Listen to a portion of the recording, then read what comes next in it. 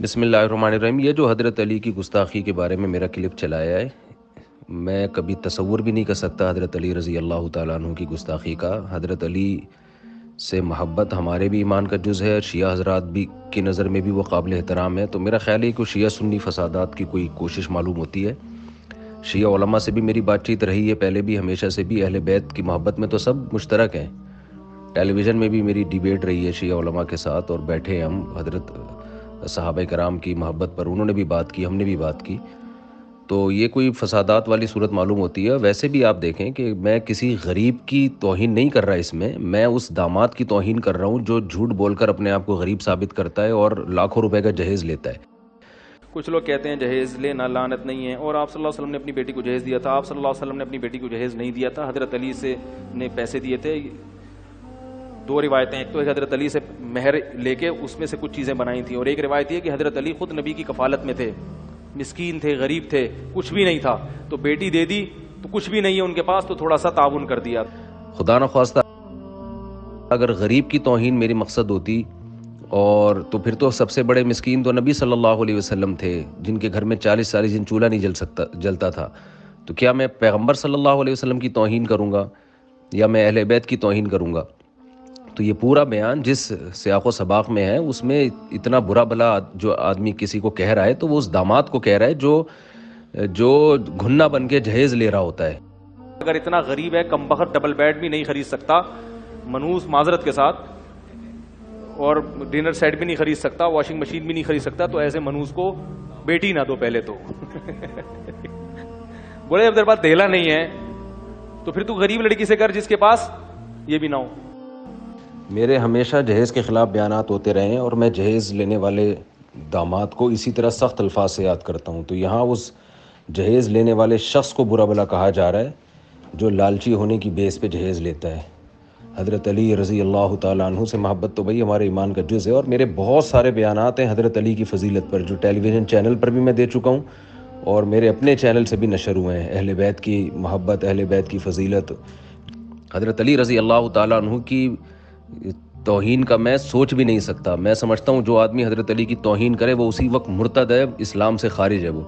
تو اس لیے میرے بیان کو غلط کٹنگ کر کے نہ چلایا جائے اور اس کو ایشو نہ بنایا جائے، اور سچ سنجیدہ شیعہ علماء بھی اس کی حوصلہ افزائی نہیں کریں گے جو میرے ساتھ بعض لوگوں نے جو حرکت کی ہے۔ میں حضرت علی رضی اللہ تعالیٰ عنہ کی عزت کرتا ہوں، اور حضرت علی سے محبت کو ایمان کا جز سمجھتا ہوں، اور حضرت علی کی توہین کرنے والے کو اسلام سے خارج سمجھتا ہوں۔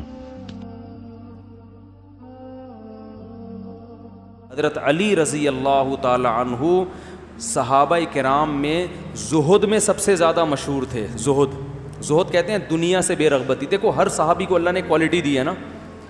حضرت اسی طرح ایک جزوی فضیلت تھی حضرت علی کی جو دوسرے صحابہ کو اس لیول کی نہیں ملی، وہ ہے زہد فی الدنیا۔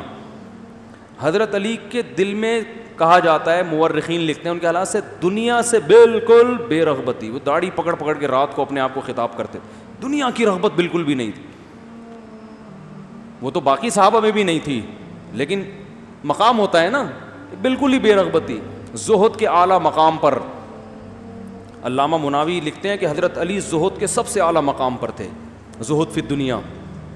لیکن رسول اللہ صلی اللہ علیہ وسلم مشرکین مکہ کے مصائب سے، مظالم سے تنگ آ کر مدینہ طیبہ کی طرف ہجرت فرماتے ہیں۔ کیسا اعتماد ہے، اور حضرت علی رضی اللہ تعالی عنہ کا کیسا جگر ہے اور کیسی سمجھ ہے اس نوعمری میں کہ نبی صلی اللہ علیہ وسلم امین ہیں، صادق ہیں۔ آپ کو یہ خوف ہوتا ہے کہ اگر میں لوگوں کی امانتیں ان کے سپرد کیے بغیر ہجرت کر لیتا ہوں تو کل یہ مشرکین مکہ انگلیاں اٹھائیں گے کہ محمد صلی اللہ علیہ وسلم معاذ اللہ خائن نکلے۔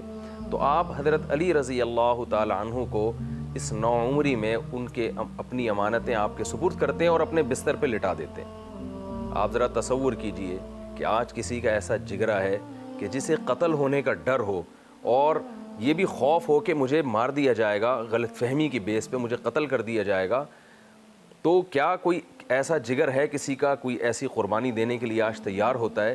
اور ایک طرف یہ بھی ہے کہ رسول اللہ صلی اللہ علیہ وسلم تو ہمیں چھوڑ کے جا رہے ہیں۔ کیسا ایمان ہے حضرت علی رضی اللہ تعالیٰ عنہ قربانی دیتے ہیں اور آپ صلی اللہ علیہ وسلم کے بستر مبارک پر لیٹ جاتے ہیں. مشرکین کھڑے کھڑے انتظار کر رہے ہیں اور جب دیکھتے ہیں کہ یہ تو علی ہیں, آپ کو چھوڑ دیتے ہیں اس حال میں. اللہ کی طرف سے مقدر تھا, اللہ نے آپ سے کام لینا تھا. اور حضرت علی رضی اللہ تعالیٰ عنہ آپ صلی اللہ علیہ وسلم کی امانتیں لوگوں کے سپرد کرتے ہیں اور 3 دن کے بعد پھر آپ بھی ہجرت فرما لیتے ہیں. تو مہاجر صحابہ کی اللہ نے الگ سے فضیلت بیان کی ہے. فرمایا جو لوگ ہجرت کی جنہوں نے اور شروع میں اللہ کی راہ میں جہاد کیا, ان کے برابر بھی بعد والے لوگ نہیں ہو سکتے. پھر آپ جب ہجرت کر کے جاتے ہیں تو پہلی لڑائی ہے بدر کی. اس وقت مورخین لکھتے ہیں آپ کی عمر 22 سال, بعض روایتوں میں کچھ کمی بیشی بھی ہے, تقریباً 22 سال. آپ اندازہ لگائیے 22 سال کی عمر کیا ہوتی ہے. غزوہ بدر ہے, سامنے 1000 کا لشکر, ادھر 313 کا لشکر. عرب میں یہ دستور تھا کہ جب بھی لڑائی ہوتی تھی تو لڑائی سے پہلے جو قوم کے بہادر ترین لوگ ہوتے تھے نا, وہ پہلے نکل کے حلم مبارز کا نعرہ لگاتے تھے. حلم مبارز کا مطلب یہ کہ کوئی ہے ہم سے مقابلہ کرنے والا. اس نعرے میں ہوتا یہ تھا کہ جس نے یہ نعرہ لگایا اس کا مطلب کہ وہ اپنے آپ کو قتل کے لیے گویا پیش کر رہا ہے. یعنی وہ یہ بزبان حال کہہ رہا ہے کہ جب تک سامنے والے کو میں قتل نہ کر دوں یا سامنے والا مجھے قتل نہ کر دے, اس وقت تک لڑائی شروع نہیں ہوگی. ایسی کنڈیشن میں جو یہ نعرہ لگائے گا اسے یہ بھی پتا ہوتا ہے کہ سامنے سے بھی کوئی بہت ہی بہادر آئے گا, کیونکہ جو آئے گا وہ بھی وہ شخص ہوگا کہ اسے بھی یہ یقین ہوگا کہ ہم دونوں میں سے ایک نے لازمی قتل ہونا ہے. تو سامنے سے بھی کوئی ایسا آدمی نہیں آئے گا جو کمزور ہو یا جس کا ظرف چھوٹا ہو. ادھر نعرہ لگتا ہے ادھر, اور نعرہ لگانے والے عرب کے 3 بڑے بڑے سردار ہیں جو بہادری میں بڑے مشہور تھے. ایک عتبہ ابن ربیعہ, ایک شیبہ ابن ربیعہ اور ایک ولید ابن عتبہ. شیبہ اور عتبہ یہ دونوں بھائی تھے اور ولید ان کا بیٹا تھا. یہ تینوں عرب کے قریش تھے. یہ ادھر ہم دیکھتے ہیں کہ مسلمانوں سے 3 انصار صحابی آتے ہیں ان کا مطالبہ قبول کرتے ہوئے, اور وہ بھی حلم مبارز کا نعرہ لگاتے ہیں کہ ٹھیک ہے بھائی, یہ 3 جوان ہیں تو ہماری طرف سے بھی 3. یہ قریش کے 3 سردار کہتے ہیں نا نا نا نا نا, ان سے نہیں لڑنا ہم نے, ہمیں ہمارے جیسے قریشی چاہیے, ہمارے جیسے جوان چاہیے, ہمارے جیسے بہادر چاہیے.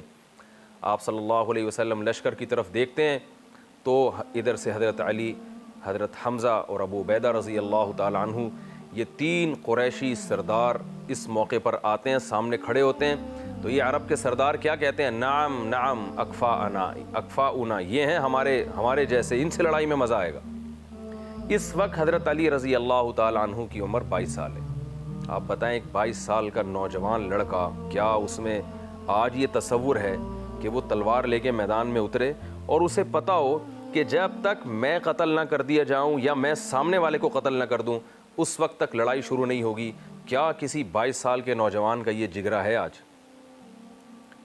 حضرت علی رضی اللہ تعالیٰ عنہ اور حضرت حمزہ رضی اللہ تعالیٰ عنہ اور تیسرے صحابی حضرت ابو عبیدہ, ان تینوں کی لڑائی شروع ہوتی ہے اور حضرت علی رضی اللہ تعالیٰ عنہ